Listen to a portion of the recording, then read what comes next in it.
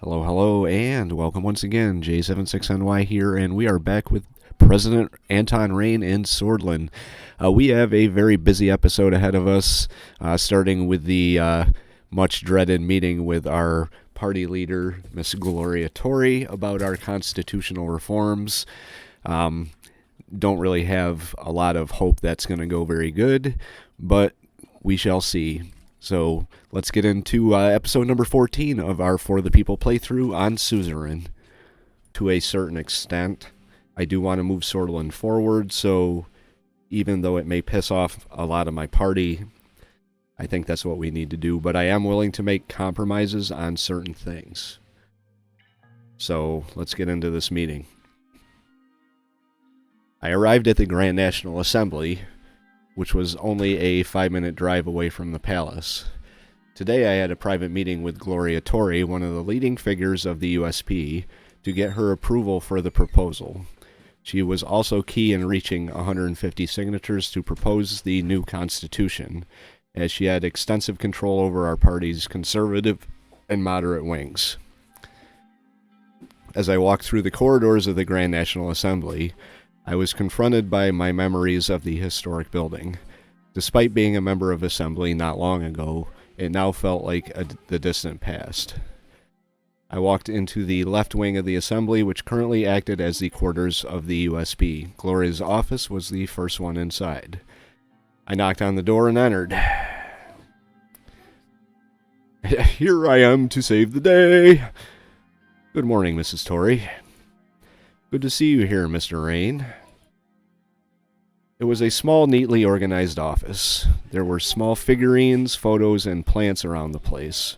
It had a homey feel, unlike my own assembly office when I worked there. On her gesture, I took a seat. The chair was very uncomfortable.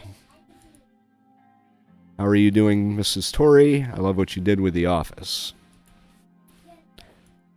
She smiled.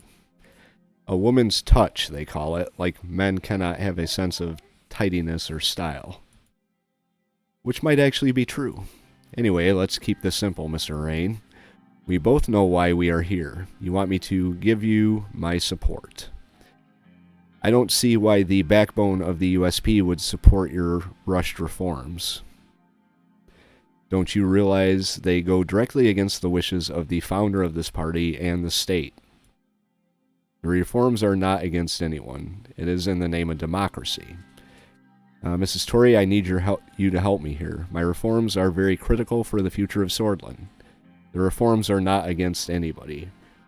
She feels threatened. She's one of the old guard, a soulist, someone who wants to hold on to the past and her own power. So we're going to make it clear that they are not a strike against her lover, idol, whatever you want to call him, in the name of democracy. You'd like the USP to disintegrate, wouldn't you, Mr. Rayne? Well, this is going good. Even though you owe everything to Colonel Soul, I think you never liked him, nor the party he built. There's nothing personal about this, Miss Tory. I would never betray our party. How dare you suggest I never liked Soul? I'm a proud Soulist, but I'm not. Nothing personal. Whatever you intend to do, you will be facing quite the opposition. That's all I can say. I'm sure we can make a deal. Let me explain. These reforms are a necessity. Let me explain. How? We need these reforms to fix our problems with the unrestricted power of the Supreme Court. The people of Swordland demanded change. The USP must give them what they want. We need the people's support. The USP is a party that knows how to react in changing times. We must lead the nation into the future. I'm going to go with that one. So I think our party is strong enough that we can weather these changes, even if it means you lose your job, Gloria. That's for the party to decide, not you. I seriously do not know if the Conservatives would be willing to support you at all, especially when you're trying to decrease the electoral threshold. You must know this will mean bringing the Communists into the Assembly. You probably have a deal with them, either them, maybe the PFJP. Franz seems to be positive about giving you support too. The decrease is important to democratize our elections. I have no deal with anyone. You're pointing fingers without even thinking. I can reconsider the decrease in the threshold. I can reconsider it. You will reconsider. Decreasing the threshold to 3% is unacceptable. You will be bringing all of the marginal parties into the assembly and reducing our majority. I cannot allow you to destroy our party. Either this point is removed entirely or there will be no discussion. That's not up to you, Miss Tory. My proposal threshold stays the same.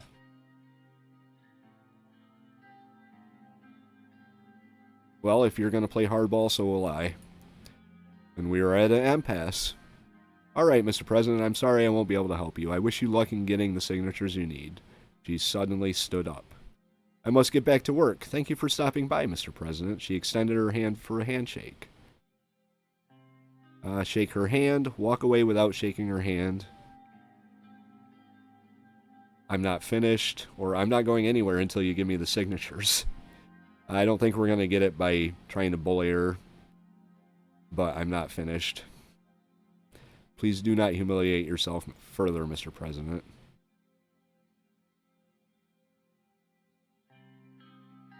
Don't forget who you're talking to. You will give me the signatures. I don't care if it's willingly or not.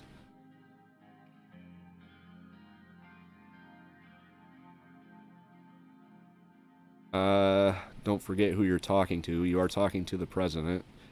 I'd rather not reply to that.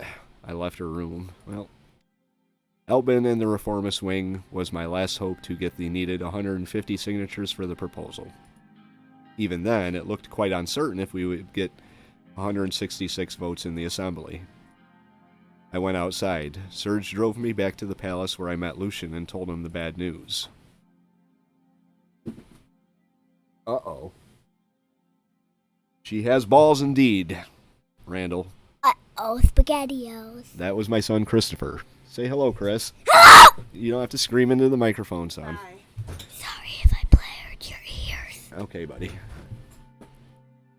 Alright, meeting with Albin Clavin on the planned reforms. So, Albin Clavin's office in the Grand National Assembly. So, now we have to meet with Albin Clavin and see if we can scrape together some votes. I thought she would be a little more open to talking, but apparently her mind is made up, and, well, so is mine. I'm going to get those votes.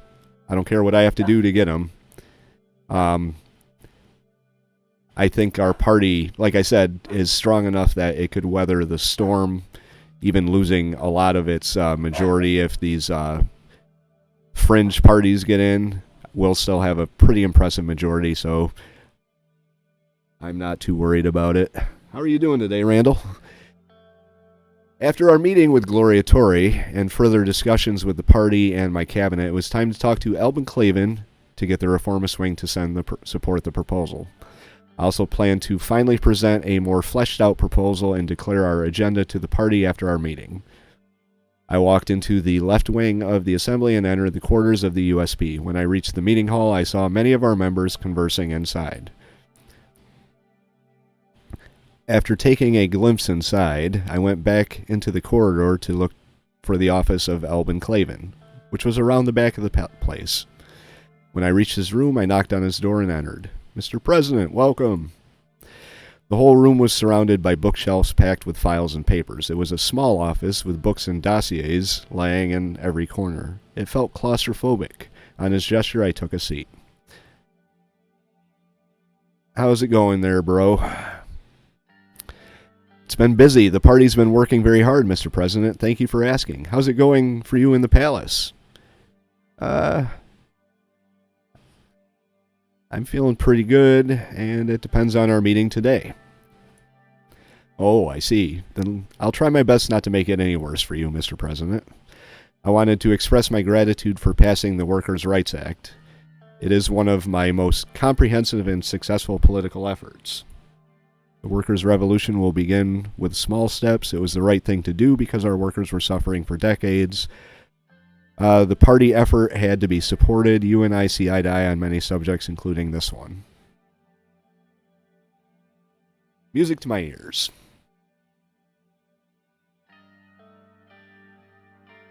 So breaking with the old guard and heading to the Reformist, trying to reform Swordland, reforming education, and the Constitution. I think I kind of see my forward path taking shape here. It wouldn't be possible without Pascal Benawal's support. The labor union and several NGOs like Magnus Carta also contributed to the campaigning. Albin smiled and knocked on wood. Anyway, sir, let's talk about the proposal. Thanks for coming here for my input, because there are some subjects where Gloria and I don't see eye to eye. Well, you're not the only one. I have to say that most of the progressives were already starting to warm up to you. Your attempt at changing the Constitution created quite a bit of excitement. One could dare to say an excitement that hasn't been felt since the 30s. I've already read the proposals you've made. It looks pretty good. No surprise Mrs. Tory didn't give you her support. Look, Mr. President, I'm on the same side as you. I won't create any problems. That's good to know. Thank you, Mr. Klaven. Any help from you is much appreciated. You look down at the proposal. It's looking good. I will support the proposal and get the needed signatures from our wing. I believe the reformist votes that I have will be very important to you. Who knows, maybe you'll consider me for a job in the government in the future for this. That's a possibility. I'll consider you if you prove yourself useful in the vote. I'll be expecting your votes, Mr. Klaven. If you can get me the votes I need to get this reform passed, I will absolutely consider you. You know I will, Mr. President. I will talk to my guys shortly. I'll have their signatures soon. Don't botch it, you clown. Thank you, Mr. Klaven. See you in the conference, Mr. President. I left his room and went back into the corridor. The meeting had exhausted me. I went to the restaurant of the assembly to get something to eat while conversing with other members of our party. I saw Albin talking to his people in the distance. After a while, the preparations for the conference began, and I went back into the conference hall and prepared my notes for the speech I was going to make. It took time to get all of the present members of the party inside the hall. Gloria Tory announced me from the stand. I walked up to the stand as everyone in the room started clapping. Ladies and gentlemen of the party, dear members of assembly, brothers and sisters of United Swordland. There we go. Brothers and sisters of United Swordland, I came here today to announce the agenda for the future of our country.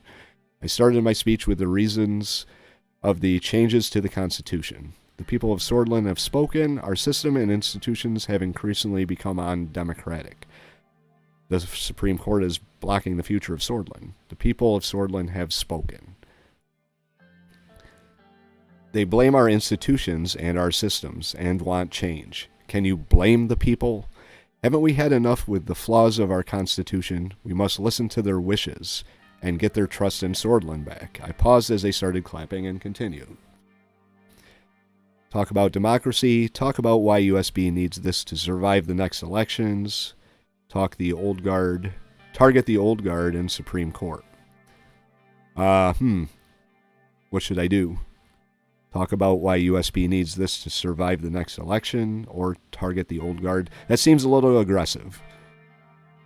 Purposely targeting a good majority of the party doesn't really seem like any way to sway their thoughts. If they are on the fence or even have any doubt that they may or may not want to support me, I don't think attacking them is going to help. So I'm going to say this option right here. I'm going to try and paint it that the party needs to move forward as Swordland moves forward. I brought attention to the people's protest and the slight decrease in the popularity of USB. I explained how our proposal will only be beneficial for everybody. The moderates that sat in the center started applauding. Later, I explained the contents of the new Constitution, asked for their full support of the proposal. Order them to vote yes, threaten them. I could ask, order, or threaten. I'll ask, because I'm a nice guy. The reformist wing on the left stood up and started clapping loudly after Albin Clavin made a sign. I saluted everybody in the room one last time and bid them farewell before leaving the stand. I walked outside the assembly and back into the palace. All right, let's read the newspaper. President meets the USP. Today, President Rayne has met with his party members in a party meeting in the Grand National Assembly of Swordland, where the current situation of the country and future plans of the party were likely discussed.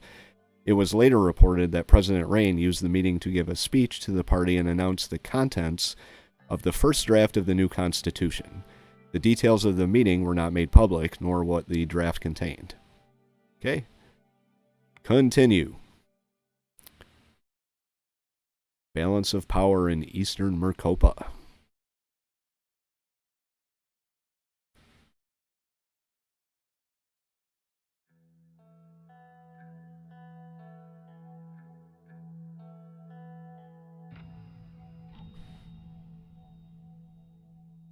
All right. Start with the newspapers.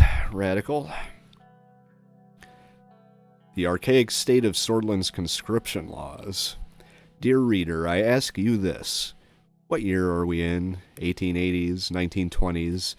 The matter I am writing about, of course, is... What? The matter I am writing... okay, skip that part. Let me answer that. Is because someone profits from it. Not only does this make the warmongering soulless happy, it also works out for large defense corporations. The oligarchs, blah, blah, blah. Rayne to meet with Smolak and Van Horten. Swordland is entering on a great geopolitical gamble with the new trade initiative organized by the Minister of Foreign Affairs.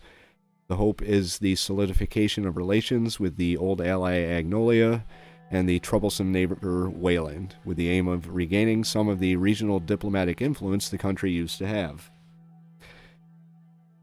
Each of these countries have different agendas, which will create some difficulties for President Rayne. PM Van Horten, who was elected through a powerful democratic movement, wants to reimagine trade with Swordland, while President Smolak of Wehland is looking for new foreign investment and security cooperation against rebellious Blutish movements at the border.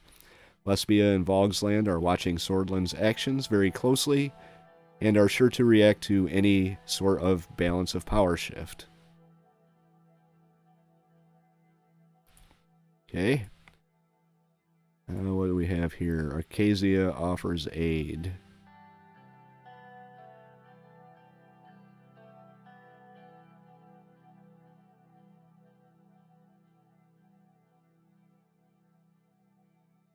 Nothing to attend to quickly, I see. The Religious Harmony Bill. Sign or veto the Religious Harmony Bill that was approved by the Grand National Assembly.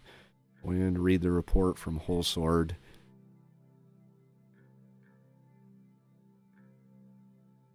Minister of Health discusses privatization. See, Alfonso went the privatization route, and it didn't really work out for him, so... Let's read the report from Whole Sword. The Ministry of Health has begun working on a health report with a proposal to allow privatization in the health system to potentially generate new resources for the ministry. Minister Bennywall is personally overseeing the discussion and the report with top aides, including members of the National Business Council.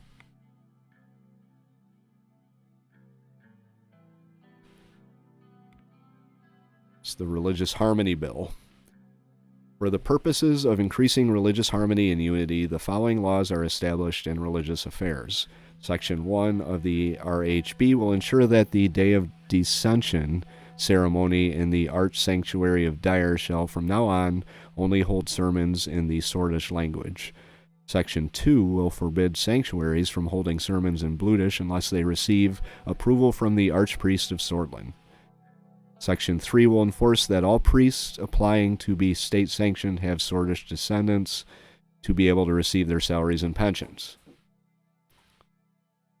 The Religious Harmony Bill.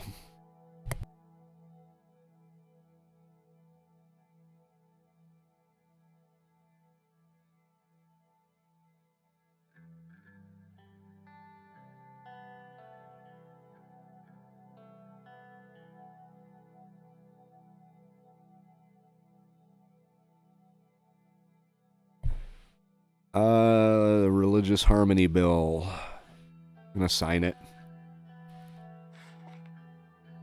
That might make the conservatives in my party happy. Arcasian offers aid.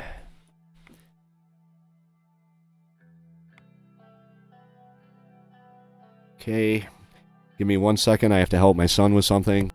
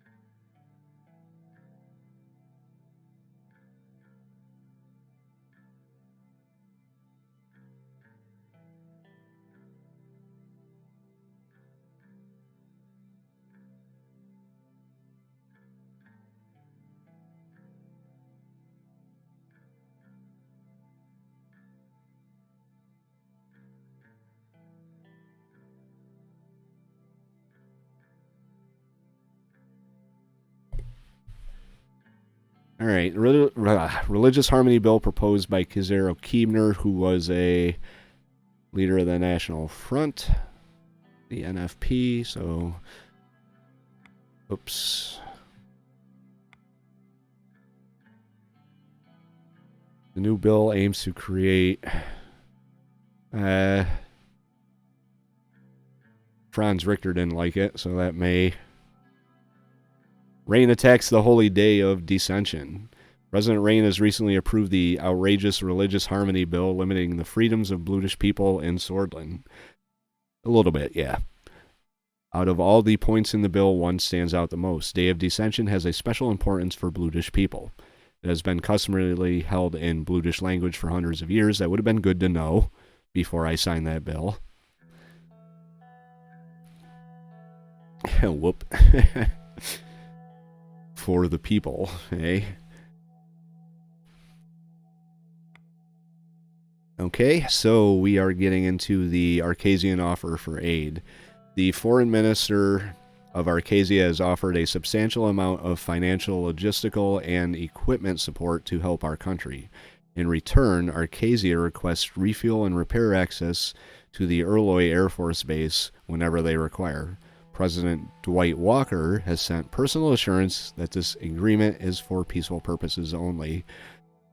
Let's see. Constitutional Republic. Let's see. Considered as a superpower of the world.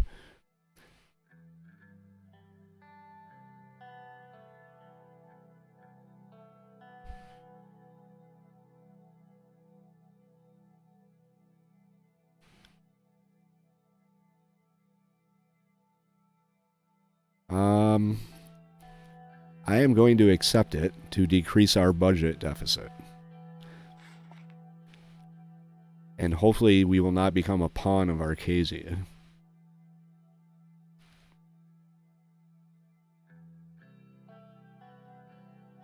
And the Radical has something to say about it. Rayne's weak international leadership. Another checkbox has been ticked on the growing list of Mr. Rayne's weak leadership decisions. I wouldn't call that weak, guys. His recent decision to accept the Arcasian financial aid makes Swordland look weak. Makes us look broke, which we are. Seems that our time of strong leadership in international theater has long passed. Mr. Rayne not only failed to keep his own country, Swordland, afloat, now he dares to sell our long-lasting standing in the region in return for servitude to a major power. So says the Radical. Read the report from Whole Sword, or a call from Gus Manger. Condemnation from United Cantana. The United Cantanan ambassador in Whole Sword condemned the financial deal between Swordland and Arcasia, criticizing President Rayne for inviting Arcasia to meddle in Eastern Mercopian affairs. He announced that Chairman Melenev will do whatever it takes to defend its sphere from encroaching Arcasian imperialism. Whoops.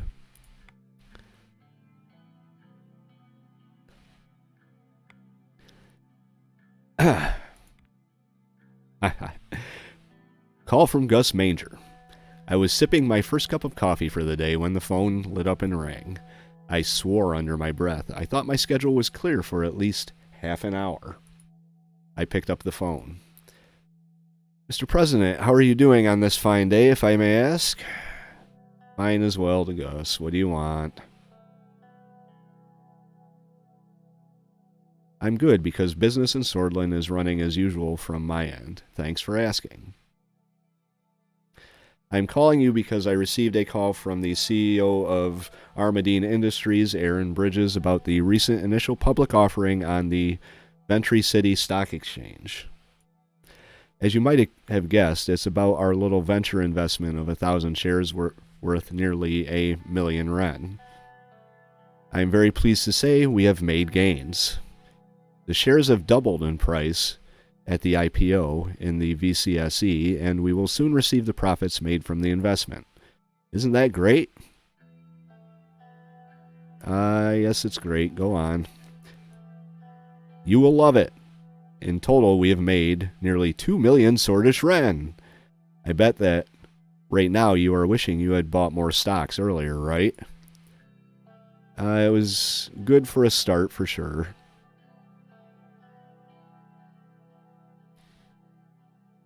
Definitely was. I assure you, this will pale in comparison to what we will do together in the future. The money will be transferred to your personal bank account shortly. Very well, talk to you later then. Keep me up to date on other opportunities. This is the beginning of a good partnership. Keep it up. Keep me in the loop. Keep me in the loop. Let me know if you find anything else. We'll let you know immediately when new opportunities arise. Goodbye for now. The line dropped. Saving game, and we have 2 personal wealth. The Economist. Armadine stocks jumped to nearly double. The CEO of Armadine, Aaron Bridges, announced what we already knew. So, insider trading, hell yeah. Private party of the Gentleman's Club, Villa of Peter Vecturn. Oh boy. What kind of trouble is Peter going to get into now? And what else? Briefing on the status of immigration regulation.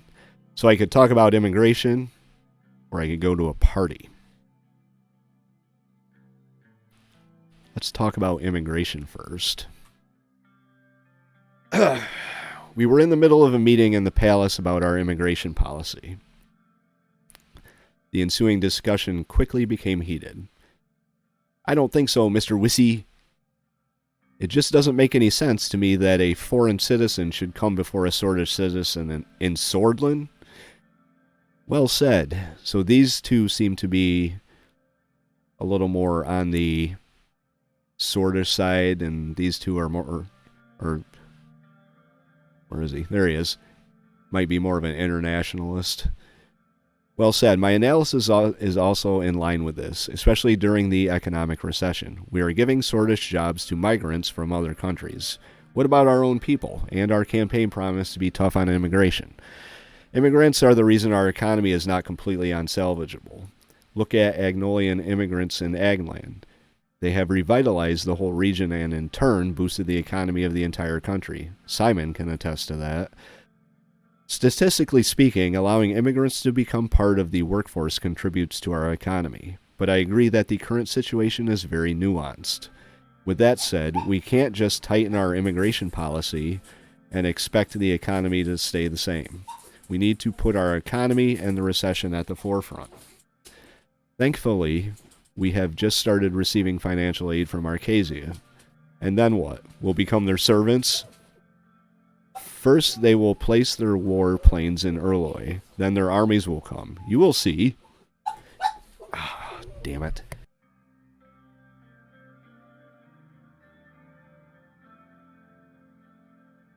I do not approve of this decision at all. I will not let you question my decisions. Don't be dramatic. We need to be friendly with our potential allies. Desperate times call. I have done this with Swordlish citizens in mind, nothing else. Don't be dramatic. Allies? Swordland has no allies and never did. Well said, Mr. Lancia. We can't be naive. Gentlemen. Yeah, he just called her a gentleman. Can we please get back on topic? Right, sorry, Mr. Wissy. As I was just saying before I was interrupted, look at the superpowers. Do you see them closing off their borders? Why do you think their economies are in such good shape? They are in their current state because they welcome immigration and use it to their advantage. We need to modernize and reach the level of the superpowers. I agree that we need to consider the economic impact of immigration. Our money flow should be our utmost concern if we want to have the capacity to accomplish actual change. We need a decision, but before we move on, Mr. President, do you have any questions about the current state of immigration? Well, look at all these questions here. What is the current state of what is the current legal status of immigrants? Currently, all accepted immigrants are given a work permit on arrival so they can work and contribute to the economy of Swordland. There is currently no limit on the number of immigrants accepted. However, the number has remained stable over the past years. Despite the laws, the fact is many immigrants illegally work for corporations. That is the main issue with immigration right now, not the immigration itself. Nonsense. If not for the unlimited amount of immigration, we wouldn't be in this state. How many immigrants live in Swordland? Official numbers show that we have anywhere between 2 to 3 million immigrants living in Swordland. Even excluding the countless undocumented aliens in our midst, that's a very substantial amount. The primary issue is the strife they cause between less fortunate Swordish citizens and themselves. Including them in the workforce would benefit everybody, including unemployed swords. More taxes mean more services. How do immigrants usually arrive here? There are 3 major paths they choose. The first one is the Agnoland to Agnolia border, the second is the Bergia to Wehland border, and the third is the Lauren coast. Agnolians are the largest group. It's a light border over there. Although recently political fugitives from Volgsland have been crossing the Gray Sea by boat to land on our coast. Politically persecuted Weszek refugees tend to use the dangerous mountain passes at the Wehland border. Many of them also have Blutish blood. Let's move on and see what can be done about immigration situation. Very well. Opened his dossier stamped with the seal of the Ministry of Foreign Affairs and Trade. Before we make any decisions, I have to remind you. During the election, we promised to tighten immigration laws. Of course, as you know, I was and still am against it. I agree with David. We can turn immigration to our advantage from a financial standpoint. Advantage? You should go over the amount of disadvantages caused by immigrants. I can provide you with a report later. Believe me, it would surprise you. We need to keep our promises and focus on our own citizens, says Joseph Lancia. That is what I think. So I think that's... we need to keep our promises and focus on our own citizens. Well, I did promise to tighten... this is going nowhere. If we decide to tighten immigration, what does that entail? What are the consequences of keeping our immigration policy relaxed? And let's see... What does it mean to tighten immigration?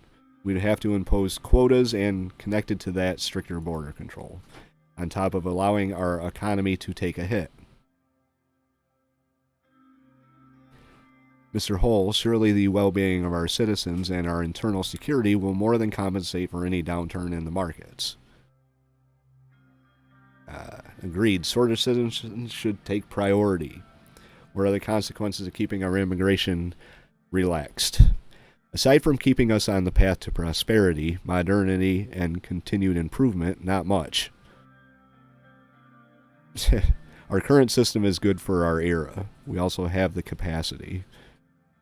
This will allow us to continue protecting investments from foreign countries, which in turn will keep our trade steady. We would be more trustworthy partners. Stability draws money. Stability? What stability? We're already seeing clashes between our people and foreign interlopers. On the contrary, the only way we can achieve stability is through tightening our immigration policy. You heard the lady. Swordland first. I am ready to make a decision. I'm not, but the game would like me to make a decision. Everyone stared at me like an animal in the zoo. We did promise to tighten it in our campaign, so we are going to keep our campaign promise.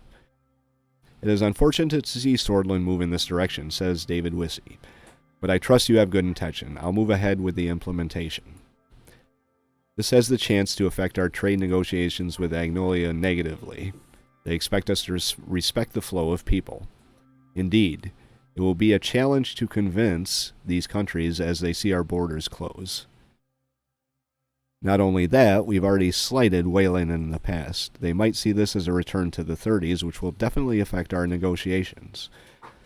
I wouldn't worry about that too much. With how Wehland is dealing with the Bludish terrorist, I would argue that President Smolak would beg us to tighten our immigration. With that said, I don't fancy Wehland as a partner, since they are as reliable as a flopping fish out of water. I'm against isolationism. It's the wrong path. This is not about isolating Swordland, but protecting it. We can't let internal policy be decided by foreigners. Swordland always comes first.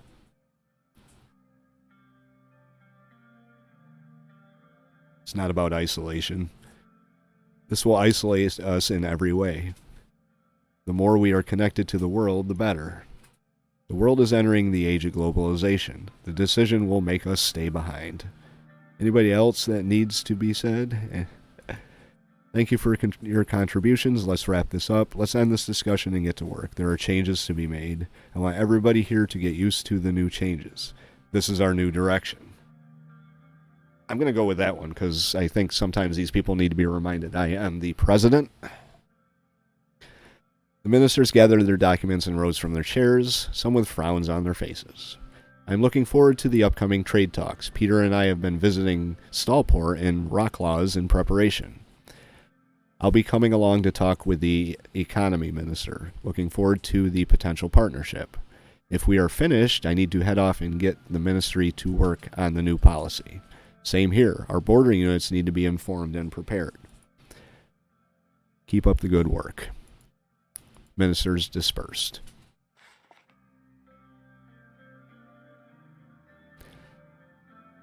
Let's read the news. Lockhaven Times.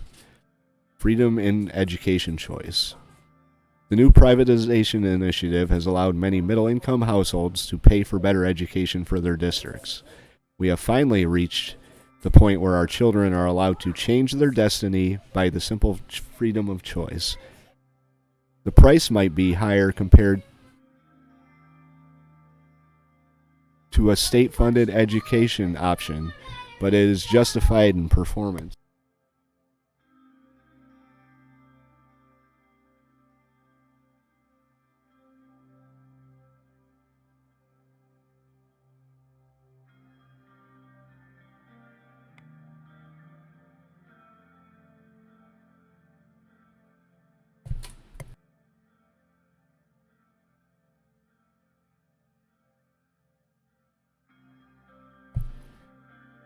Earlier today, Johann Gasmich, one of the leaders of the Red Youth, was arrested on his way to Benfey.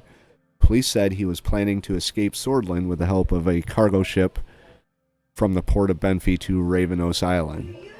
Following his arrest, a group of militants fired at patrolling police officers in the city of Volgland. After the incident, which saw no deaths from either side, the city plunged into chaos, with the opportunistic looters flocking to the streets. Soon after, the riots began in the largest neighborhoods of the city, which was stopped after the arrival of the riot police to the scene. A huge step backwards in ending recession. Uh-oh. The isolationist policies of President Rayne are burying us deeper into the mud that is called the recession with the latest changes towards tighter immigration. One of the main reasons behind President Rayne's election was to entrust him with the responsibility to end the recession. The data is clear. A country that doesn't allow free access to potential investors and skilled immigrants will lose the opportunity they bring. Well, shit. Swordland tightens up immigration. The series of latest policy changes enacted by President Rayne to tighten the immigration has caused condemning responses from the international community, with the exception of Wehland. Prime Minister of Agnolia has given a statement on television saying both Agnolia and the Swordlish people will be the ones to suffer from this unfortunate decision. He has continued on by mentioning that the Agnolian region of Swordland will lose a lot of Agnolian investment as a result. On the other hand, President of Wehland, Victor Smolak, has given a different kind of response, saying it is great to see our good neighbor Swordland to step up to its greatness once more. Okay. There's that. Red Youth hideout raided. Vesord police have organized a raid early in the morning to an abandoned building in the city of Vesord under suspicion of hiding Red Youth members inside. The successful raid arrested 8 militants, 2 military-grade assault rifles, and bomb-making equipment. Okay. Editor of Radical is suspected of helping terrorists. Swordish intelligence reported that John Dandern, a famous journalist and columnist at the Radical, is suspected to be working for the terrorist organization Red Youth. According to the report, Dandern has continuously published anti-governmental articles and repeatedly attempted to report on state secrets countless times. Moreover, he has publicly endorsed Red Youth in the past and promoted Malianist ideals.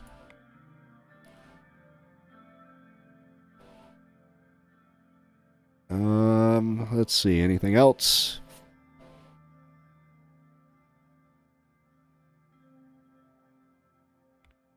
Private party of the Gentlemen's Club. Okay. Let's go to our Vice President's party.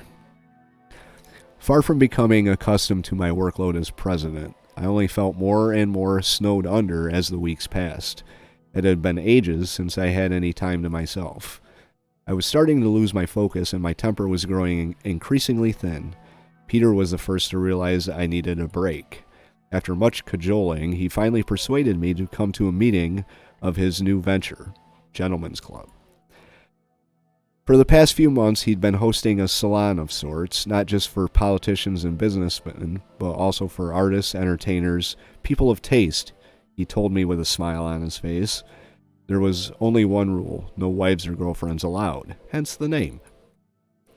And so I found myself in front of his new luxury villa in Erloy. Very loud jazz music emanated from inside. I waited and waited. Finally, Peter opened the door. I could smell the whiskey on his breath. Anton, finally. Now the real party can start. Come on in. As soon as I entered, Peter closed the door and turned to the small crowd. Gentlemen, a minute of your time, please. I now have the privilege to present to you the man himself, the 4th president of Swordland, Mr. Anton Rayne. I'd known him for long enough to understand that he was more than a little drunk.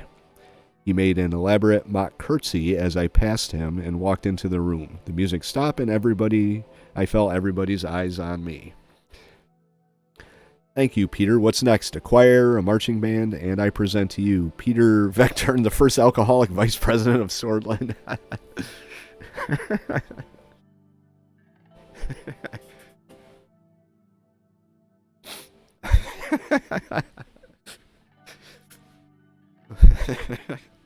Good evening. Oh, dear.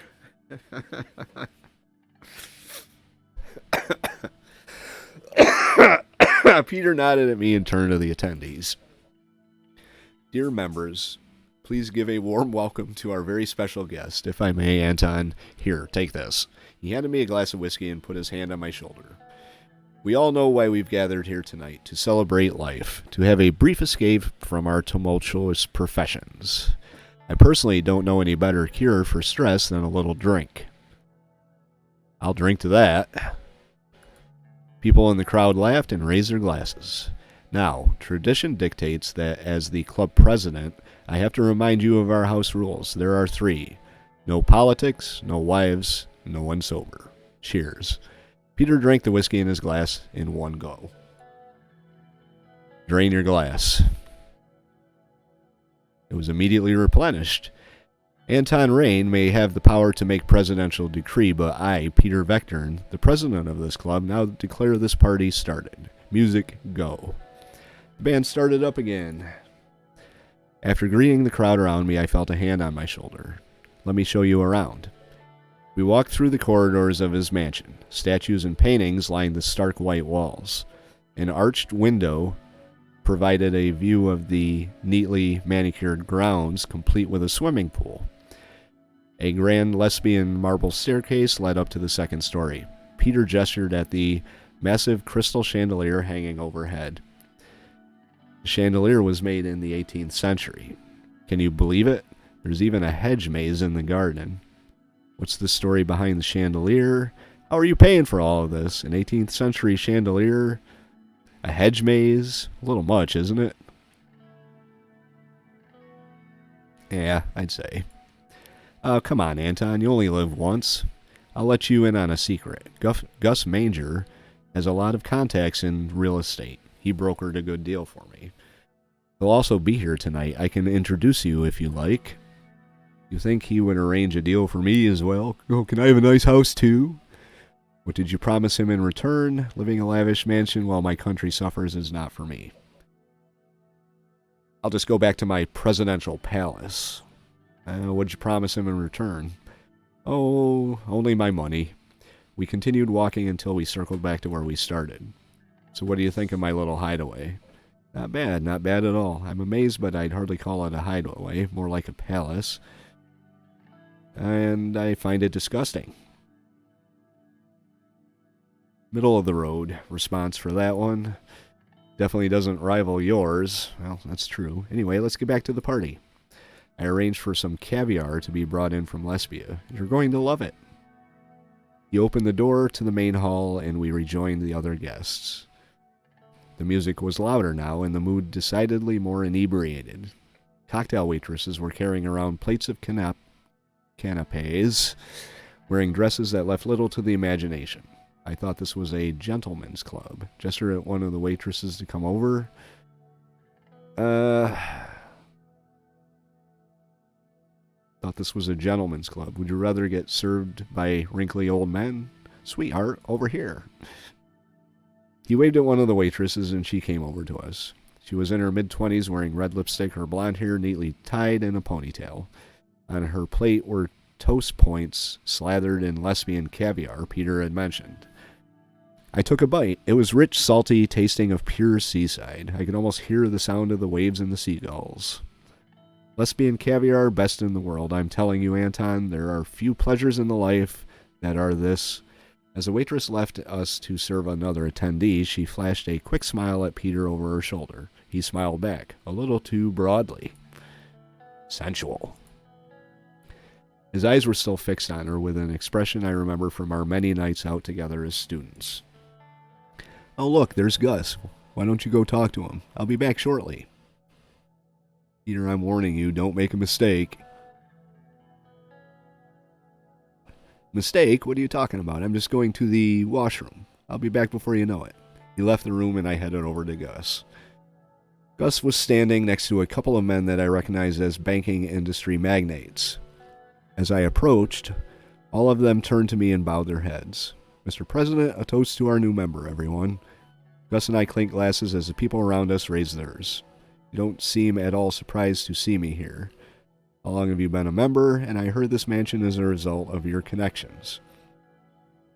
How long have you been a member? Since the beginning. It's a fun gathering and quite lucrative at times.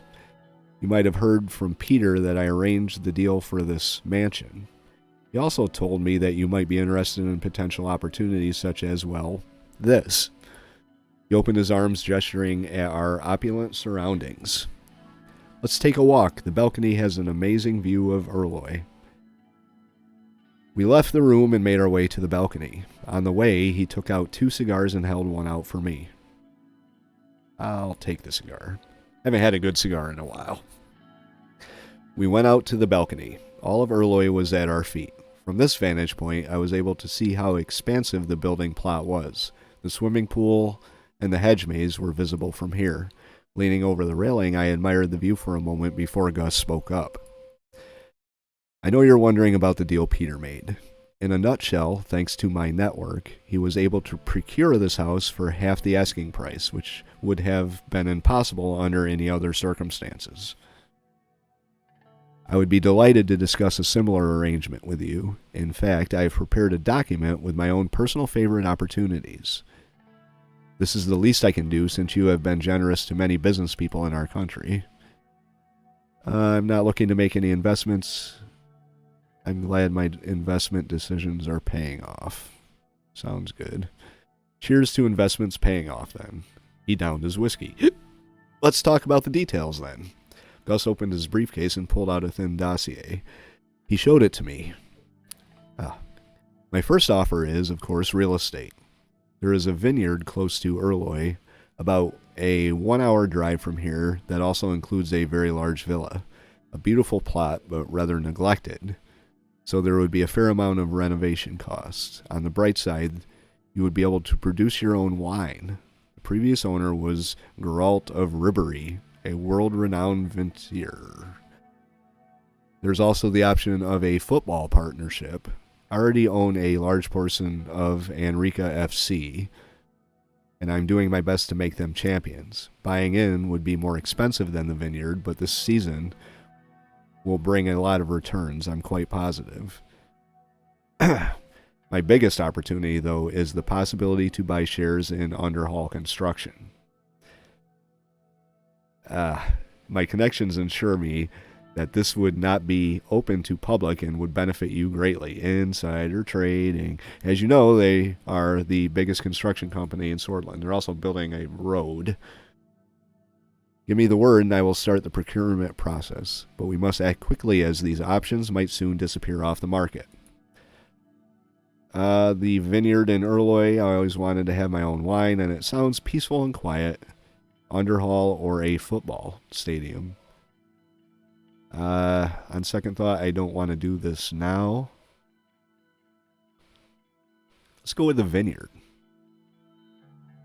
Why not? And I get a Steam achievement for it. Fantastic.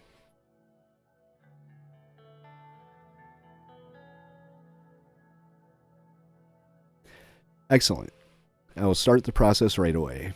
Now, if you'll excuse me, Mr. President, he left the room to rejoin the party.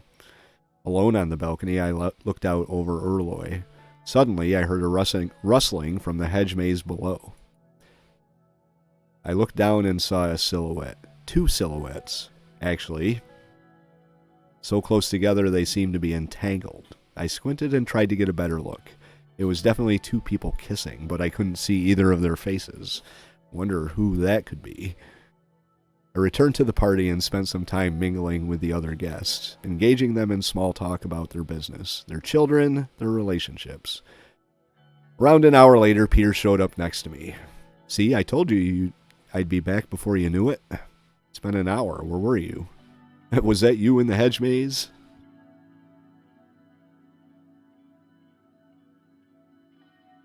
Let's pry a little bit. He is my friend, after all.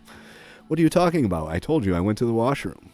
Around the same time you were gone, I saw 2 people kissing in the hedge maze. I will be direct. Were you kissing the waitress? Nothing, just curious. We'll drop it. Want a drink? Because I do. He poured us 2 large glasses of whiskey and we drank them in one go. Throughout the party, we drank and drank, just like old times. I woke up the next day with a pounding headache and more than a few regrets. My memories of the evening were hazy, but there was one important detail that kept coming back to me. The red lipstick on Peter's collar. But maybe my memory was playing tricks on me. And that was a very interesting way to end the episode. It appears our Vice President, Peter Vecturn, is the only one that is happy right about now, upsetting our economic and foreign policy advisors with our immigration decision, upsetting our military advisors with our decision to allow basing rights, and upsetting our party with our constitutional reforms. I am sticking to my principles and my campaign promises, though. That's why I made the decisions that I did, and hopefully they will work out for the best in the long run. Anyway, if you like the episode, hit the like button. If you would like to follow along with President Rayne as he reshapes Swordland and brings it to a better future, hopefully, hit the subscribe. Leave your thoughts, tips, and advice in the comments below, and have yourself a very good day.